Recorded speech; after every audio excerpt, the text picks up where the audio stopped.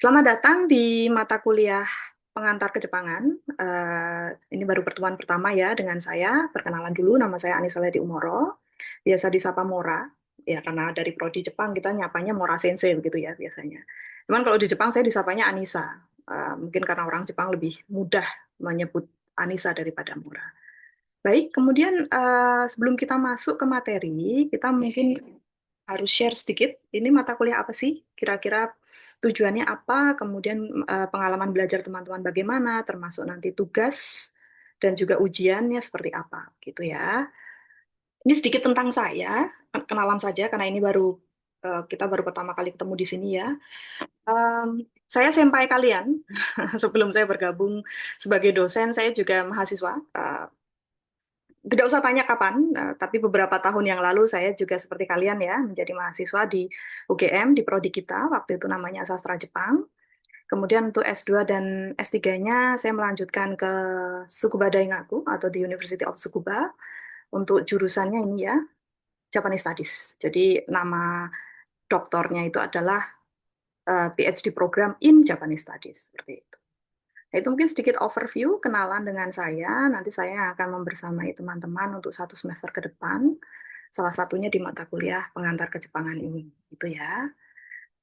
Baik, kemudian, nah ini monggo silakan teman-teman bisa mencatat, karena mungkin nanti ada beberapa informasi penting begitu ya, supaya tidak tercecer. Kita mulai dari mata kuliah ini dulu ya. Ini mata kuliah apa sih pengantar kejepangan itu? Gitu. Saya yakin teman-teman yang ada di sini semuanya sedikit banyak tahu tentang Jepang. Mungkin banyak tahu tentang Jepang ya, karena biasanya yang masuk ke sini itu karena suka dengan budaya populer Jepang. Sehingga mungkin sudah berkenalan dengan Jepang. Tetapi dalam mata kuliah ini sifatnya adalah kita memperdalam, begitu ya. Jadi mata kuliah ini merupakan mata kuliah pengenalan dasar. Bentar, ini malah tertutup ya. Pengenalan dasar dari rangkaian mata kuliah dalam studi kejepangan yang akan dipelajari teman-teman secara bertahap. Jadi tujuannya yang pertama adalah untuk mengenalkan dan mendiskusikan beragam aspek kejepangan, mulai dari ciri ya, geografis, sosial, politik, ekonomi, sejarah, dan budaya.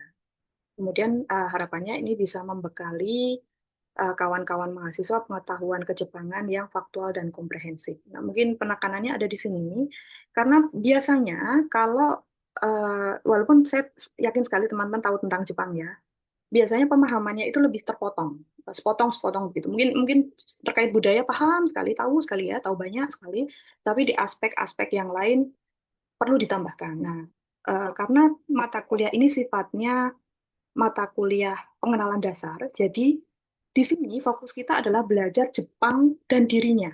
Gitu. Jadi Jepang itu apa sih? Baru kemudian nanti secara berjenjang teman-teman akan belajar Jepang dengan dunia. Nah, itu nanti di semester 3 ya. Kemudian juga nanti ketika sudah masuk ke pembidangan, itu kalau saya tidak salah itu ada di semester 3 kalau tidak semester 4. Jadi begitu, bertahap ya, bertahap, bertahap, bertahap. Kita pahami dulu pengetahuan dasarnya, kemudian baru kemudian nanti masuk ke ranah yang lebih mengerucut.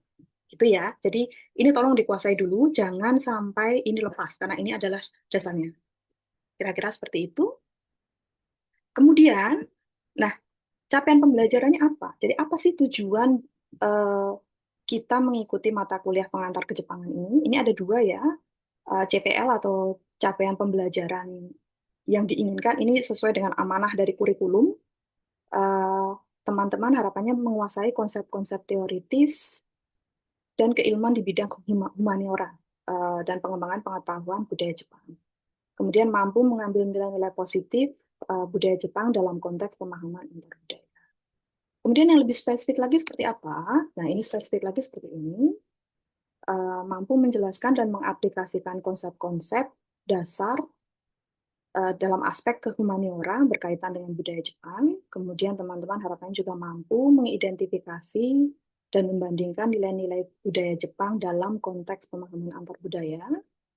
Kemudian mampu mengembangkan pengetahuan tentang aspek geografi, sosial, politik, ekonomi, sejarah, dan budaya sebagai bagian dari kajian humaniora, dan yang terakhir adalah mampu menerapkan nilai-nilai positif budaya Jepang untuk memperkaya wawasan ya dan interaksi antar budaya. Itu adalah capaian pembelajaran kita. Sekali lagi saya tekankan bahwa ini adalah mata kuliah dasar, ini step pertama begitu ya dalam mengenal Jepang yang lebih komprehensif. Jadi kalau teman-teman tidak betul-betul belajar di sini, khawatirnya nanti di step yang berikutnya akan semakin kesulitan. Jadi silahkan untuk betul-betul ya. Baik, kemudian untuk metode perkuliahannya, nah mungkin karena ini teman-teman baru fresh begitu ya dari SMA, kemudian menjadi mahasiswa. Mungkin sistem pembelajaran akan sedikit berbeda. Mungkin di beberapa SMA itu lebih satu satu arah begitu ya. Nah, itu tidak tidak kita lakukan di sini. Di sini kita lebih uh, ada beberapa metode, tidak hanya dari saya. Jadi kita akan ceramah, kemudian diskusi dan tanya jawab, kemudian pemaparan kembali, dan nanti akan ada evaluasi. Evaluasinya bisa berupa mingguan, kuis gitu ya, atau mungkin dari diskusi, kemudian juga nanti akan ada ujian tengah semester dan ujian akhir semester. Oke, jadi kira-kira seperti itu. Jangan khawatir, nanti kita ini sambil jalan ya. Nah, kemudian ini di sini ada daftar referensi. Kita lihat dulu yang pertama ya, karena kembali lagi kalau kita melihat dari metode perkuliahan, di sini nanti akan ada presentasi dari teman-teman dan setiap presenter menyampaikan materinya, kemudian dari teman-teman juga memberikan feedback, termasuk juga nanti ketika saya memberikan perkuliahan, harapannya teman-teman sudah membaca bahannya terlebih dahulu, sehingga nanti di sini sifatnya tidak lagi berbicara mengenai fakta-fakta dasar, tapi sudah masuk ke diskusi yang sifatnya analisis.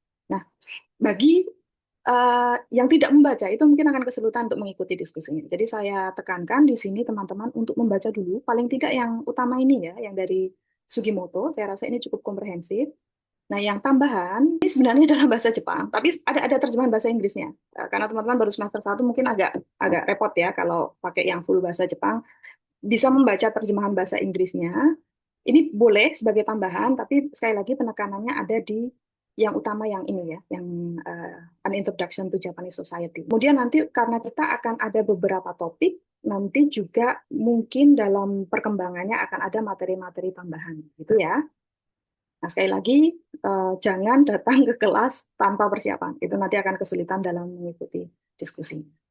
Untuk evaluasi, nah ini kita kontrak belajar ya. Di sini tugas dan keaktifan itu 20%, kemudian UTS itu 30%, ujian akhir semester 30%, dan kuis itu 20%. Jadi usahakan teman-teman untuk bisa maksimal ya di sini, termasuk untuk kuisnya, karena kuis ini menjadi penambah begitu, nilainya 20%.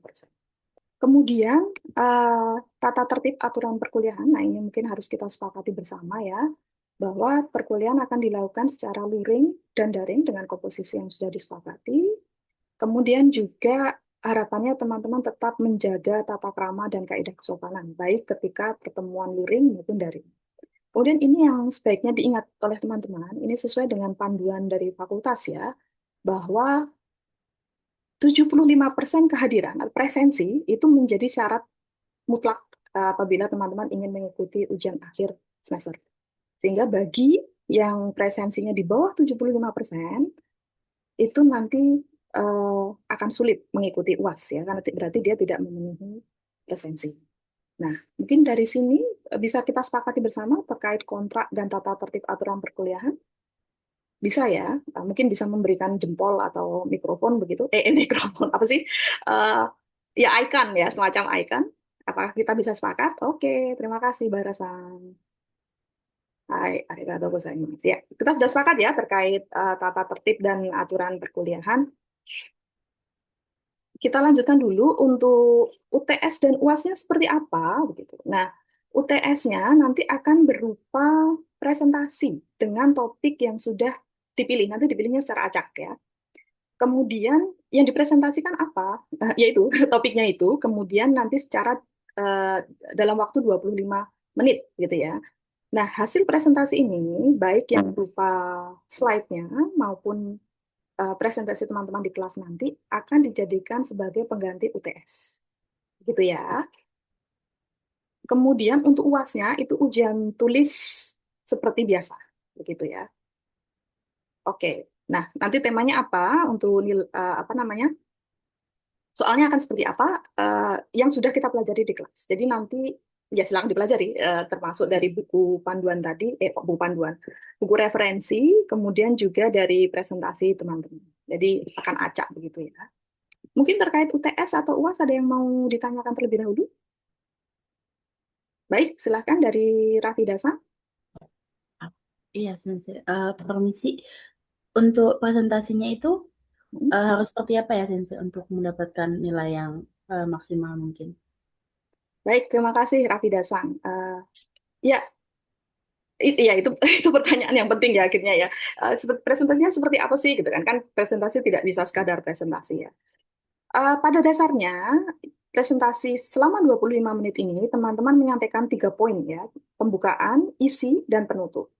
Nah, dalam pembukaan itu bisa berupa, katakanlah, ini misalkan ya, misalkan teman-teman mendapatkan topik tentang agama-agama yang ada di Jepang. Nah, bagian pembuka itu bisa dari latar belakang gitu. Kemudian bagaimana hubungan antara agama, moral, dan masyarakat di Jepang yang sekarang karena sedikit berbeda ya dengan mungkin yang ada di Indonesia. Nah, kemudian itu pembuka, jadi teman-teman bisa memberikan batasan, definisi. Supaya apa? Supaya nanti topiknya tidak kemana-mana dan itu akan memberatkan teman-teman presenter ya. Nah, setelah ada pembukaan, masuk ke studi kasusnya.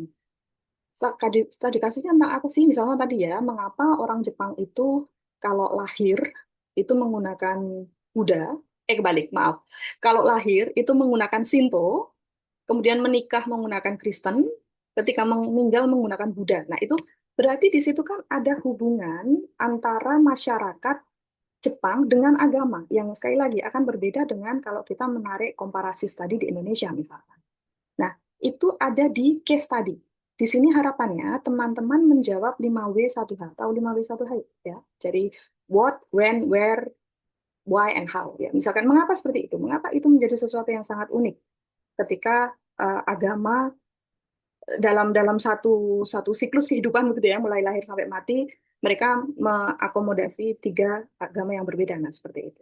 Nah, kemudian di kesimpulan, ini seringkali yang terjebak adalah teman-teman itu hanya resume saja, hanya apa namanya, hanya mengulang. Padahal tidak hanya mengulang. Lebih baik di sini ada ditarik atau di highlight begitu ya, terkait poin yang penting.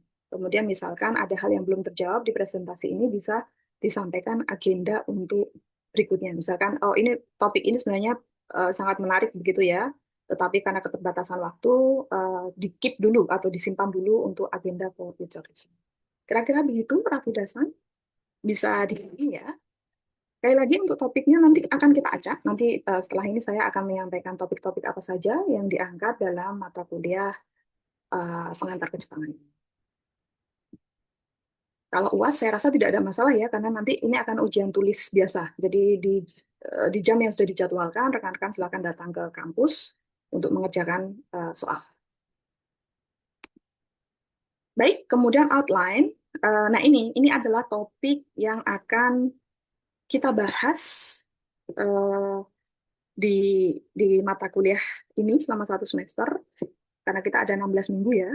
Jadi mulai dari geografi, makanan dan minuman. Ini tidak hanya makanannya apa aja sih, tidak. Ini akan ada filosofinya, kemudian bagaimana hubungan apa namanya posisi ya, posisi makanan tradisional di tengah era yang seperti ini dan seterusnya. Jadi sama itu nanti akan seperti itu sampai kita berada di maaf, jadi kita akan memiliki 14 ya secara total ya. Jadi ada beberapa yang kemudian saya terpaksa bagi dua karena memang temanya besar sekali. Seperti misalkan pendidikan dan ketenagakerjaan, kemudian politik dan ekonomi, itu juga dibagi dua karena memang agak besar. Gitu. Mungkin di sini ada yang punya preferensi, mungkin dari Lintangsan, punya preferensi tidak Mbak? Kalau misalnya harus presentasi akan memilih topik yang mana? Mungkin saya akan milih makanan dan minuman sih Sensei. Sekalian kuliner ya. Ya, tapi tidak bisa Iya. milih ya, Mbak Mas ya. Jadi nanti akan kita acak, tidak apa-apa punya preferensi, tapi berdoa saja dapat itu. Tapi belum tentu dapatnya itu. Kita masuk ke materi. Ini kita masuk di minggu ke-15 ya, jadi sudah ujung sekali begitu. Eh, Minggu lalu kita sudah berbicara mengenai politiknya. Nah, minggu ini kita berbicara ekonominya. Itu sebabnya kenapa ekonominya saya besarkan. Nah, kalau minggu lalu kita berbicara tentang struktur politik di Jepang setelah Perang Dunia Kedua, begitu. Sistem parlementer itu apa, kemudian peran kaisar, kemudian relevansinya apa, dan seterusnya. Itu sudah kita cover di minggu lalu ya. Saya rasa aman ya, karena kemarin juga kita sudah cukup panjang lebar. Dari hasil kuis juga sebenarnya teman-teman menguasai materi tersebut. Nah, kita masuk ke materi yang selanjutnya terkait dengan ekonomi. Pertanyaan pemantik ya. Mungkin ada beberapa teman-teman yang kalau teman-teman mendengar kata Jepang dan ekonomi, apa sih yang terbayang? Mungkin ada satu atau dua orang mungkin yang bisa share. Oke, dari Pakisan, silakan. Yennya lagi anjlok. Dia lagi anjlok. Oh iya ya, oh betul juga. Sekarang berapa, Mas? Saya kurang update soal yang paling baru, tapi saya ingat saya terakhir kali saya baca beritanya itu lagi anjlok banget Ya. gitu. Tapi memang betul ya. Jadi memang beberapa tahun yang lalu sempat 130, 1 yen itu 130 rupiah. Sekarang itu mungkin hanya di angka sekitar 104 mungkin ya. Stabilnya itu 107, 111 begitu. Oke, terima kasih. Ini Takisang sebenarnya sangat update untuk nilai yen karena mau piknik ke Jepang ya, Mas ya.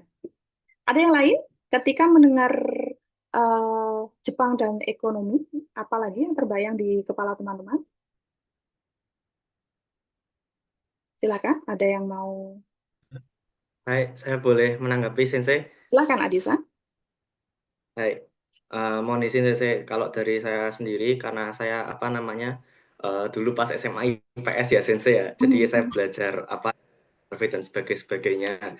Kalau yang saya tahu itu, yang kalau menurut saya interpretasi saya terhadap ekonomi Jepang itu luar biasa ya Sensei ya, karena di Jepang itu kan ada istilah Japanese Economic Miracle itu yang terjadi di setelah dunia kedua ya, di mana ekonominya itu pertumbuhannya tuh sangat amat cepat Sensei, yang dimana saya menilai Jepang ini kalau bekerja dari segi apapun itu termasuk ekonomi, emang orangnya sangat disiplin sekali, orangnya sangat kerja keras sekali hingga ekonominya bisa tumbuh secepat itu. Itu Sensei yang saya tahu kurang lebih. Luar biasa. Terima kasih, Adisa. Ya, yang disampaikan Adisa tadi termasuk salah satu bahasan yang kita bahas di sini. Nanti bagi yang mungkin itu apa sih economic miracle, nggak apa-apa. Kita akan bicara secara lebih lebih komprehensif di sini ya. Tapi terima kasih untuk Adisang dan Pak Kisang atas eh, apa sih yang terpikir ketika mendengar Jepang gitu ya.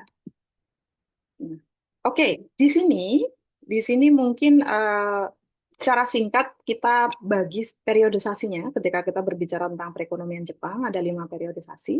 Ini saya titik poinnya ada setelah Perang Dunia Kedua ya. Jadi kalau teman-teman ingin tahu Jepang sebelum Perang Dunia Kedua, itu nanti di mata kuliah semester 4 kalau saya tidak salah ya, atau semester 3. Jadi begitu, jadi berjenjang. Ini kan overview dulu ya, overview dulu. Jadi kita tarik dari Jepang kontemporer, yaitu setelah Perang Dunia Kedua. Dari masa rekonstruksi dulu, ini 1945 sampai 1953, kemudian periode pertumbuhan tinggi. Nah, ini tadi yang sedikit disinggung oleh Adisang ya. Kemudian ketiga ada periode stagnan, ini tahun 1970-an sampai 1990 awal. Kemudian periode krisis struktural dan sedikit update mengenai perekonomian Jepang pada saat ini. Karena ini mungkin yang sangat relevan dengan kehidupan kita sehari-hari ya. Termasuk mungkin banyak lulusan kita yang akhirnya bekerja atau belajar di Jepang sehingga ini menjadi uh, hal yang mungkin penting untuk kita ketahui bersama. Baik, nah kita mulai dari sini dulu. Dari periode rekonstruksi ya, ini periodenya 1945 sampai 1953. Teman-teman bayangkan dulu Jepang kalah perang. Ini adalah negara yang dibom atom ya oleh sekutu di 2 kotanya. Ada yang ingat kota apa? Ada yang mungkin sudah. Oke, silakan Henisa mungkin. Hiroshima, Nagasaki. Ya, betul. Yang dibom atom memang cuma 2, tapi kehancurannya itu total. Jadi seluruh Jepang itu hancur gitu ya. Jadi ingat minggu lalu ketika kita berbicara tentang politik, kita berbicara tentang SCAP atau Supreme Commander for Allied Powers, yaitu pemerintah kedudukan AS di Jepang, yang datang ke Jepang ketika Jepang kalah perang gitu ya. Karena Amerika kan sebagai pihak pemenang perang. Nah, waktu itu kondisinya karena luluh lantak ya, babak belur habis-habisan, sehingga mereka tidak langsung mengarahkan ke strukturisasi atau pemulihan. Nanti dulu. Jadi fokus utama atau prioritas pertama ketika itu, begitu Jepang menyerah kalah gitu ya, itu adalah dengan mengadakan yang tidak ada. Jadi yang tidak ada apa? Seperti bahan makanan, bahan bakar, itu kan habis ya, hilang, habis, hancur. Nah, yang terjadi adalah kalau itu kebutuhan primer tidak bisa dipenuhi, maka akan bermasalah. Sehingga sekali lagi prioritas ketika itu awalnya adalah pengadaan barang terlebih dahulu. Jadi tidak langsung membangun industri, tidak. Jadi ini kan dulu ya, diadakan dulu. Baru setelah settle, setelah kebutuhan primer tercukupi, mereka mulai proses pemulihan.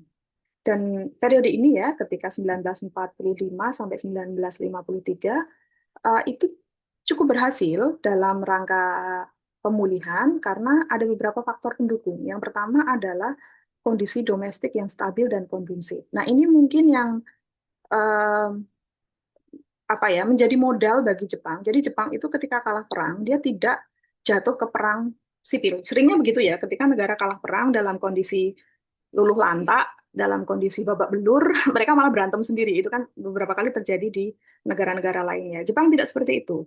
Nah, Jepang itu terakhir kali berperang dengan dirinya sendiri, dengan rekannya sendiri, itu kan tahun 1600-an kan, ketika Sengoku Jidai. Setelah itu tidak, mereka unified begitu, sehingga itu menjadi sebuah modal yang sangat besar. Ketika ada proses pemulihan itu menjadi sangat cepat karena sudah ada fondasinya di situ. Nah, kemudian juga di sini strategi dan kebijakan pemerintah Jepang itu cukup solid, termasuk tadi ya, jadi mulai bertahap, mulai dari pengadaan dulu, baru kemudian masuk ke pemulihan. Dan juga yang terakhir dari dukungan dari pemerintah AS. Sehingga periode restrukturisasi dan pemulihan ini berjalan cukup baik ya ketika itu.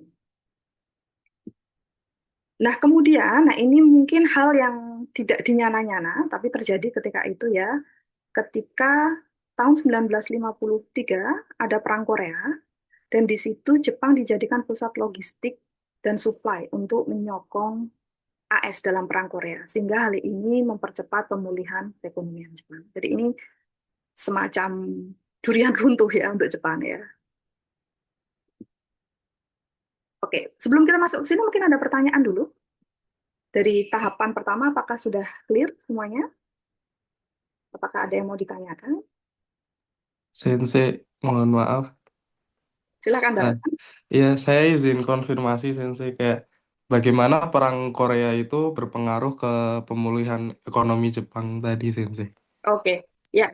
Terima kasih Barasan atas pertanyaannya. Jadi, karena begini, ketika itu ada kebutuhan yang sangat masif terhadap suplai untuk perang, berupa bahan makanan, kemudian alat perang, dan seterusnya, sehingga mau tidak mau, ya, bukan mau tidak mau ya, Jepang dengan senang hati untuk memproduksinya begitu. Mudahnya begini, ketika sebuah tempat mendapatkan banyak pesanan, itu kan otomatis ekonominya akan sangat menggeliat kan. Dia bisa memproduksi banyak, dia bisa menjual banyak, dia bisa membuka lapangan pekerjaan banyak, untungnya jadi banyak. Kira-kira seperti itu, Mas.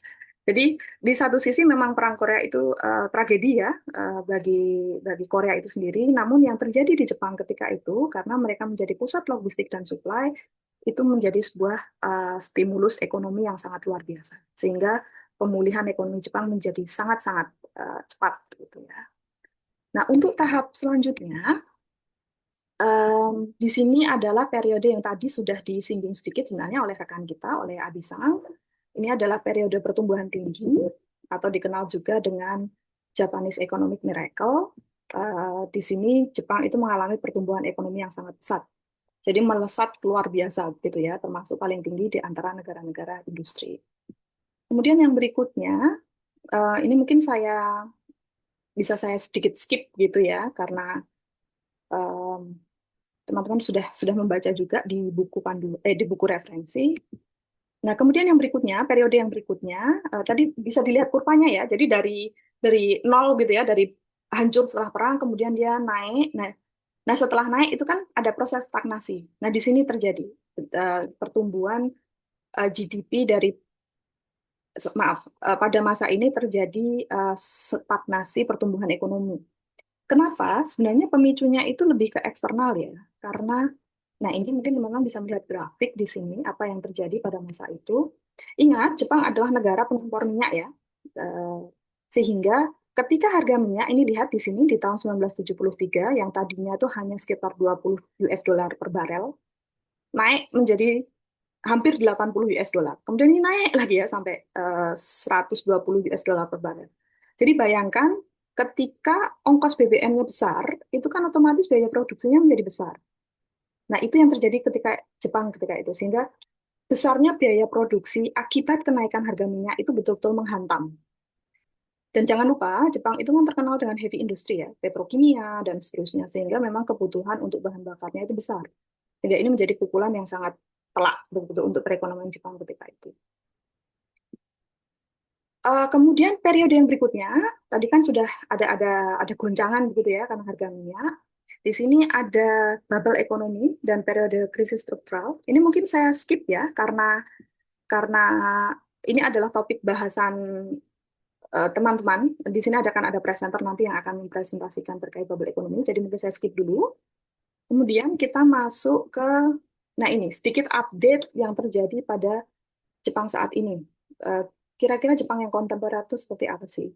Mungkin ada dua yang ingin saya soroti. Yang pertama adalah dengan pesaing, pesaing di Asia Timur yang semakin besar dan semakin kuat ya, yaitu dari Tiongkok. Kemudian juga kaitannya dengan kondisi domestik Jepang itu sendiri, yaitu dengan aging population. Jadi kalau kita lihat di piramid, nah ini ada piramidanya, semoga terlihat ya oleh teman-teman. Ini tahun 1960-an seperti ini, masih sehat ya, karena bentuknya begini. Berarti apa? Generasi muda itu lebih banyak daripada generasi yang tua. Nah, yang terjadi sekarang sudah seperti ini. Generasi mudanya itu semakin menipis, semakin kecil. Nah, suatu hari kalau ini tidak ada solusi ya, itu akan bentuknya akan begini, teman-teman. Akan segitiga terbalik. Dan ini akan berat. Kenapa? Karena yang di atas itu kan usia yang sudah harus dibayarkan pensiunnya. Padahal pensiun ini kan diambilkan dari pajak. Nah, kalau pembayar pajak atau generasi yang produktif, generasi muda, semakin sedikit, berarti kan beban anggarannya makin besar. Nah, kira-kira seperti itu. Jadi, ada permasalahan demografi yang sangat besar ya di pemerintah, di Jepang saat ini. Mungkin ada pertanyaan dulu sebelum kita masuk ke kuis? Tidak ada ya? Sebenarnya aman ya, tidak ada masalah. Oke.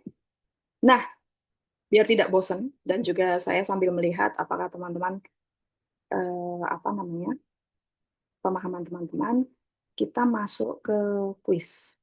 Teman-teman bisa disiapkan untuk device-nya ya sambil menunggu kuisnya. Oke, baik. Saya share untuk ini. Sudah muncul ya? 1, 2, 3, 4. Baik, silahkan. Satu lagi ya, yang belum masuk siapa? Raden, sudah. Oke, baik. Kita langsung mulai saja ya. Oke, Firasa. Baik. Hmm, hmm.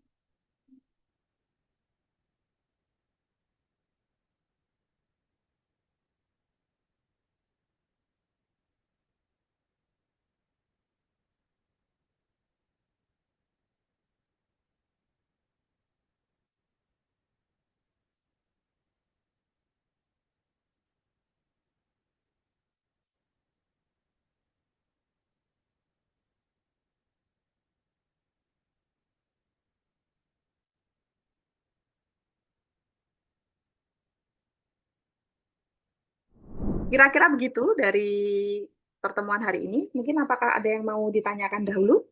Tidak ada masalah ya. Jangan lupa minggu depan tidak ada kelas karena ini sudah pertemuan ke-15. Jangan lupa belajar untuk UAS-nya. Semoga teman-teman mendapatkan nilai maksimal ya. Baik, kalau tidak ada pertanyaan, saya tutup sampai di sini. Teman-teman sehat-sehat.